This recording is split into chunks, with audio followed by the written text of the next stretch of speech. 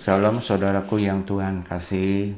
Marilah kita merenungkan kembali satu kebenaran firman Tuhan, yaitu dari Wahyu 22 ayat 6 sampai ayat 21. Kita akan membaca mulai dari ayat 10 sampai ayat 21. Ayat yang ke-10, Wahyu 22. Lalu ia berkata kepadaku, jangan memeteraikan perkataan-perkataan nubuat dari kitab ini, sebab waktunya sudah dekat. Barang siapa yang berbuat jahat, biarlah ia terus berbuat jahat. Barang siapa yang cemar, biarlah ia terus cemar. Dan barang siapa yang benar, biarlah ia terus berbuat kebenaran. Barang siapa yang kudus, biarlah ia terus mengkuduskan dirinya. Sesungguhnya aku datang segera, dan aku membawa upahku untuk membalaskan kepada setiap orang menurut perbuatannya. Aku adalah Alfa dan Omega, yang pertama dan yang terkemudian, yang awal dan yang akhir. Berbahagialah mereka yang membasuh jubahnya. Mereka akan memperoleh hak atas pohon-pohon kehidupan dan masuk melalui pintu-pintu gerbang ke dalam kota itu. Tetapi anjing-anjing dan tukang-tukang sihir, orang-orang sundal, orang-orang pembunuh, penyembah berhala, dan setiap orang yang mencintai dusta dan yang melakukannya tinggal di luar. Aku, Yesus, telah mengutus malaikatku untuk memberi kesaksian tentang semuanya ini kepadamu bagi jemaat-jemaat. Aku adalah Tunas, yaitu keturunan Daud, bintang timur yang gilang gemilang. Roh dan pengantin perempuan itu berkata, marilah, dan barang siapa yang mendengarnya, hendaklah ia berkata, marilah, dan barang siapa yang haus, hendaklah ia datang, dan barang siapa yang mau, hendaklah ia mengambil air kehidupan dengan cuma-cuma. Ayat 18. Aku bersaksi kepada setiap orang yang mendengar perkataan-perkataan nubuat dari kitab ini. Jika seorang menambahkan sesuatu kepada perkataan-perkataan ini, maka Allah akan menambahkan kepadanya malapetaka yang tertulis di dalam kitab ini.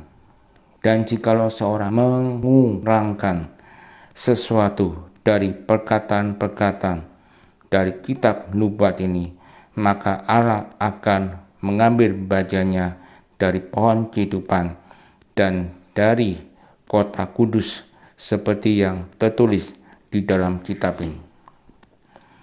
Ia yang memberi kesaksian tentang semuanya ini berfirman, ya, aku datang segera. Amin, datanglah Tuhan Yesus. Kasih karunia Tuhan Yesus menyertai kamu sekalian. Amin. Saudaraku yang Tuhan kasih, sebelum kita mulai renungan ini, saya akan sedikit menjelaskan tentang kitab Wahyu. Kitab ini merupakan kitab pendahuluan, di mana kita akan menemukan pernyataan dari Yohanes bahwa Yohanes adalah saksi yang mendapatkan penglihatan dari Allah. Namun kalau kita perhatikan di dalam bagian penutup ini, lebih ditekankan tentang kutuk yang akan menimpa semua orang yang tidak mentaati pesan dari Wahyu. Pesan-pesan ini membicarakan tentang kekudusan, di mana kekudusan merupakan salah satu unsur yang terus-menerus ditekankan di dalam bagian ini. Salah satu penekanan dari pesan kitab Wahyu adalah berita tentang Kristus yang akan datang kembali. Dan kedatangan Kristus bukan lagi datang sebagai anak domba, melainkan Dia datang sebagai hakim yang adil. Saudaraku yang Tuhan kasih, kalau kita melihat kekudusan dari ayat 6 sampai 7, ayat ini merupakan sebuah penegasan mengenai perkataan yang dapat dipercaya. Jadi, unsur dari kekudusan yang pertama adalah perkataan. Perkataan ini Allah memberikan kata-kata kepada para nabi. Dari situlah Allah memberikan penglihatan kepada Yohanes tentang kedatangan Kristus yang akan segera tiba. Berita kedatangan Tuhan merupakan sebuah pengharapan, di mana pengharapan yang akan membawa kita kepada keselamatan. Unsur dari kekudusan yang kedua adalah saksi. Kekudusan ini kalau kita lihat ayat 8 sampai 10. Ayat ini menyatakan bahwa Yohanes melihat penglihatan melalui dirinya dalam kitab Wahyu. Maka dari itu Yohanes tidak boleh menyimpan kitab ini untuk dirinya sendiri. Yohanes tidak boleh menyembah malaikat yang ada di hadapannya, tetapi Yohanes hanya boleh menyembah Allah. Kekudusan ini pada hakikatnya adalah karakter Allah itu sendiri. Karakter kekudusan itu digambarkan dari keterpisahan Allah dengan ciptaannya. Berbicara tentang ciptaan manusia, ketika manusia jatuh ke dalam dosa, mereka harus keluar dari Taman Eden. Akan tetapi, kekudusan bukan berarti memisahkan segala yang tidak kudus, melainkan menjangkau semua orang yang berdosa dan menyediakan bagi mereka sebagai sarana pengudusan. Unsur dari kekudusan yang ketiga dapat kita lihat di ayat 11 sampai ayat 12, bahwa mereka yang tidak kudus itu akan dihukum. Kekudusan ini kalau kita lihat dari ayat ini, jikalau seseorang berkeras hati dan tidak mau mendengarkan kebenarannya, maka ia terus berada dalam keadaan sesuai dengan keputusannya bahwa mereka akan menerima hukuman dari Allah. Maka dari itu Kristus datang untuk membalaskan kebenaran dengan keselamatan.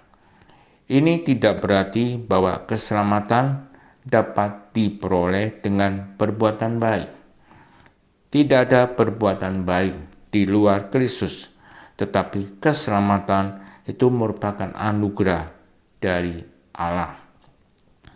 Unsur dari kekudusan yang keempat dapat kita lihat di ayat 13 sampai ayat 17. Kekudusan ini kalau kita lihat dari ayat ini, Kristus akan menyertai orang-orang yang percaya. Sedangkan kalau kita lihat di ayat 15, bagi mereka yang tidak percaya akan ada pengingatan tentang penghukuman. Firman Tuhan mengatakan bahwa Kristus adalah terang. Sebagai terang, dialah harapan kita. Saudaraku yang Tuhan kasihi, inti dari pengajaran hari ini adalah bagi kita yang percaya, marilah kita menghidupi firman Tuhan melalui sikap kita. Beritakanlah apa yang benar melalui perkataan dan perbuatan kita. Sekalipun kita harus ingat, ketika kita memberitakan firman Tuhan, selalu ada resiko yang harus kita terima. Apapun resikonya, kita harus terus memberitakan kebenaran firman Tuhan. Kiranya Tuhan menolong kita. Amin.